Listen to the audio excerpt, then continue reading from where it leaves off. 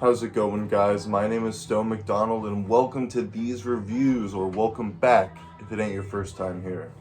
Today, I'm going to be talking about one of my favorite psych/garage rock albums of the 60s, No Way Out by the Chocolate Watchband. This was released in 1967 and displays the band's incredible mixture of garage rock and proto-punk while still containing a strong sense of psychedelia that was popular in the late 60s. Only 4 of the 10 tracks on here feature the original lead vocalist David Aguilar, while the rest were overdubbed by Don Bennett. This is all due to the fact that their producer Ed Cobb held most of the power in the recording studio, deciding which tracks would go onto the album and even going as far as adding some trippy effects to some of the material. This album merely dips its toes into psychedelic territory, but whenever it does decide to be trippy, it does a damn good job at it. It's known for being one of the earliest examples of proto-punk rock and even beating out the Stooges by a year or so. I think the Stooges formed in 67, but didn't release their first album until 69, so yeah, this is some pretty early stuff, baby steps, literally the baby to the punk music we come to know and love, especially in the late 70s. Before I go into the tracks, shout out to Training Goebel. He's one of the YouTube reviewers on the interweb that he introduced me to the song currently playing, At the Lovin', in one of his videos talking about some of his favorite psych songs. Made me want to check out the rest of the album, and who would have thought I'd love the rest of the album, So shout out to that guy. I'll put a link to his channel in the description. But let's talk about Girls, the first track on this album. Bombastic opener establishes the ecstatic drum work that'll remain prominent throughout most of the album. The spirit of this track is really driven by Don's amazing vocal performance, especially with how he sings lead and background vocals with such a force that really conveys just how much this band could rock, despite the production being on the better side of things and the trippiness that will linger throughout the album. This song only really gets trippy towards the last 20 seconds when the guitars ring for a moment, as a way to tease the listeners about what they think about the 18th Amendment, This opening track is mostly known for its inclusion on the compilation album Nuggets, which I forgot to pull it out. That's me. That's my bad. But I have a review on that album too. I highly recommend checking it out. So technically, this is the 3rd song on my YouTube channel that I reviewed twice. How about that? Moving on, we go to In the Midnight Hour, a rocking version of a classic R&B song that's been covered by so many bands, or at least one of those songs that, from what I'm aware of, a lot of bands would play in clubs and whatnot. Again, the vocals are quite exhilarating and really match with the rest of the band's attitude. I love the use of the organ alongside the guitar during the middle section, and even the drums get a moment to groove with some entertaining fills, something that I always get a kick out of. The use of the organ in the beginning and end really add that dash of psych that this record carefully sprinkles over most of the track listing, so it's a good way to, again, tease the listener to what the cover appears to be. We get to the 3rd song, Come On, the first song on the album to feature the original vocalist of the Chocolate Watchband. I always found this Chuck Berry cover to be in great taste, with that thumping drum groove and echoey harmonica adding a nice touch to the song. I find David's vocals to be tight but rather tame, which ain't much of a problem knowing how explosive he will be later on down in the track listing. Overall, this is a great cover, and definitely one of those tracks that I tend to play multiple times in one sitting because it's just very catchy and pretty memorable. I also enjoy the key change that they do halfway through the song. I think I almost didn't notice that until today, so good job there, Watchband. Then we get to the first instrumental, the first of 2 on the album, Dark Side of the Mushroom. In my opinion, this is an absolute highlight on side 1 and a great way to pull the listener into a hazy state of mind. Definitely a track that symbolizes the mind-expanding phenomena that this album cover illustrates. Apparently these embellished instrumentals were created by their producer Ed Cobb, where, if I'm correct, he overdubbed some effects over some basic tracks that they recorded. And I can only assume, if you look at Wikipedia, it says unknown for who plays the organ, but I'm just going to make a guess and say it's him.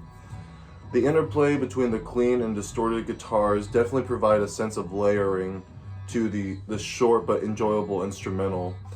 And once again, the organ and drum work do a fantastic job at supporting the track's ominous sound. I definitely consider this and the other instrumental to be at least like an A-tier psych song.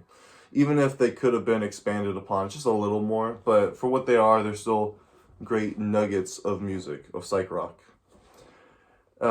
We then get to Hot Dusty Roads, a groovy and danceable number that concludes side one on a high note. It features another great vocal performance by Don Bennett, and the grunts he provides in the beginning and end really emphasize how groovy that vocal melody is. Though I do enjoy the original version done by Buffalo Springfield, I can't help but think that this version has a bit more bite to it while still keeping that swing that the original melody has. And to conclude side one, I'd say to compare first and second side together, I feel like side one does a great job at opening the album, and who would have thought the second side does a great job at closing the album. So I think they are both excellent in their own way, so it's really tough to decide which is my favorite. So stick around, I'll probably make a decision at the end of the video. We then get to the song that introduced me to the record, Are You Gonna Be There at the Lovin'? This was released as a single alongside the title track prior to the album's release, but just like the album, it didn't hit the top 200. But yeah, this track, At the Lovin', really resembles the Rolling Stones more than any other track on here. And because of that, I find this to be the hardest hitting song on the entire record.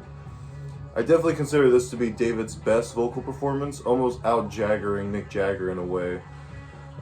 With how he inflicts his vocals in the verses and belches out in the chorus, really showing off his adrenaline, you know, just like, I hate to compare him to Mick Jagger so much because a lot of people do, and maybe it's obvious he was influenced by the Rolling Stones because they have been around for a few years by this point, but I really think he does come into his own on this song and really displays just, you know, his adrenaline that, again, the rest of the band play alongside very well too. The bluesy guitar playing combined with those pounding drums come together to form a true garage rock classic that definitely deserves the attention it gets when it comes to talking about 60s garage rock. We then get to one of my favorite songs on the entire album, Gone and Passes By, as it perfectly blends their garage rock sounds with their psychedelic tendencies. I love the use of the sitar alongside the toms and harmonica, giving the track more layers compared to songs like At the Lovin' or Come On. Despite its hazy atmosphere, the song does a great job at rocking out with that main guitar riff and melodic vocals from David once again. And honestly, just an absolute banger. Definitely one of my favorite songs. I think it does a great job, as I said, blending the garage sound with their psych sound. So yeah, fine example. We then get to the title track, which out of all these songs, I feel like all these songs are like equally great in my opinion. Maybe this is the one I come back to the least, but that doesn't me saying I don't enjoy the track, because I'd say that this is some of the best guitar work on the album. I really enjoyed the fact that the guitar gets to do its thing for the first minute or so before David comes in with into the limelight with his gnarly and energetic vocals once again. But I also enjoy how the guitar doesn't let up whatsoever because of that. So the fact that he solos alongside the vocals really blends really well. Kind of said that in a clunky way, but you get what I'm saying. They go hand in hand.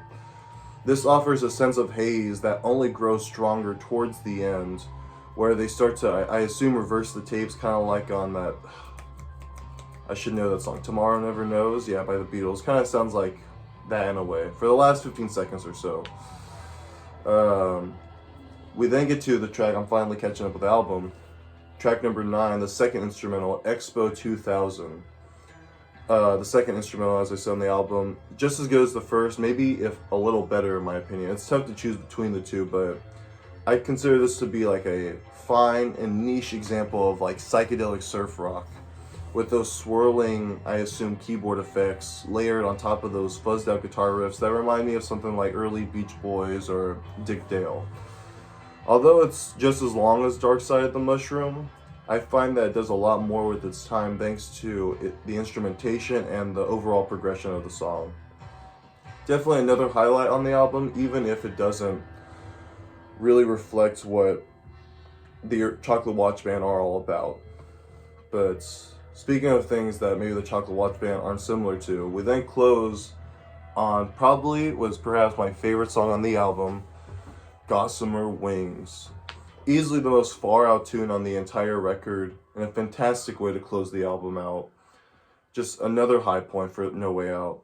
Much softer than the rest of the tracks, as Dawn's vocals seem twisted and lowered on purpose, seemingly adding to the track's eeriness.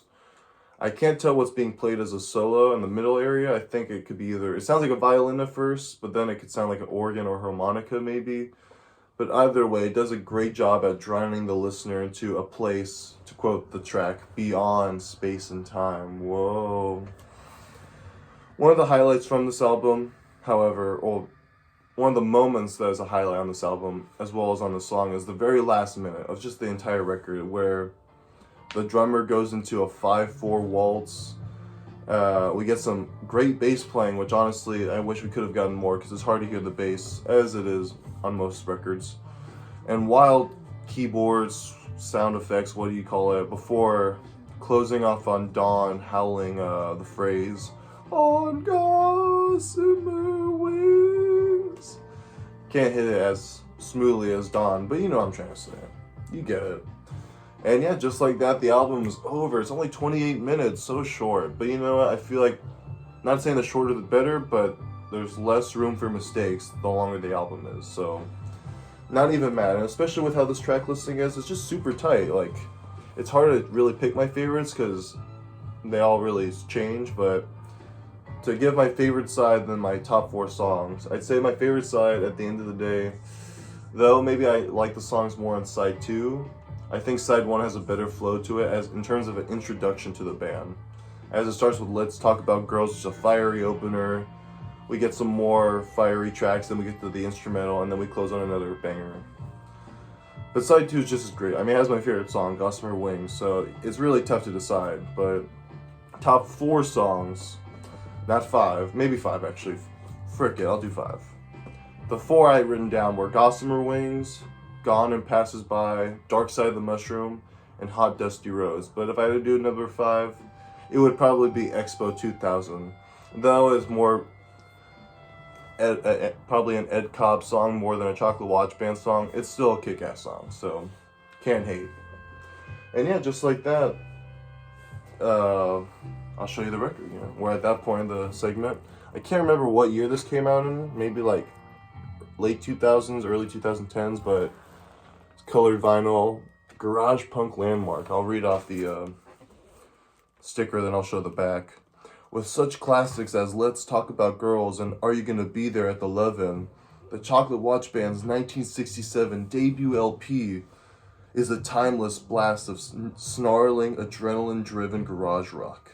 Original copies of the album have long been changed hands for hundreds of dollars on the collector's market. But Sundays, where the label, has now restored it to its pristine 2-sided vinyl, a price you can afford. And I love this back go. It's just so cool. I mean, it's supposed to be like extra trippy. It's got all these names, like so many names that I especially don't recognize. I think I saw like Paul McCartney, Ronald Reagan, Governor Ronald Reagan. Okay, I was gonna say, I'm like, wow, they predict the future there? Who else? Bob Baker. I'm just kind of going through names. Portland, Hoffa, Sam Cohen. I don't know. Most of these names I don't recognize. I did see Paul McCartney on here, though. So, yeah. How about that? They should definitely have Mick Jagger. I mean, hate to say it, but I'll show off the vinyl now that the record's done. Ignore the shorts. It's nice orange vinyl. Very, very pristine. There's a little cut that came on it, but it honestly doesn't really affect the record when I'm playing it. It sounds amazing. Fantastic. Pristine. And yeah, just like that. finally reviewed this album. I remember talking about this record like a year ago, saying I'd get to it, and I never did. So thanks for y'all garage rock fans for being patient. And I'll be reviewing another psych rock album soon, probably over in Europe. So hopefully you like some krautrock. All right. Until then, I'll see you guys in the next video. Take care. Bye bye.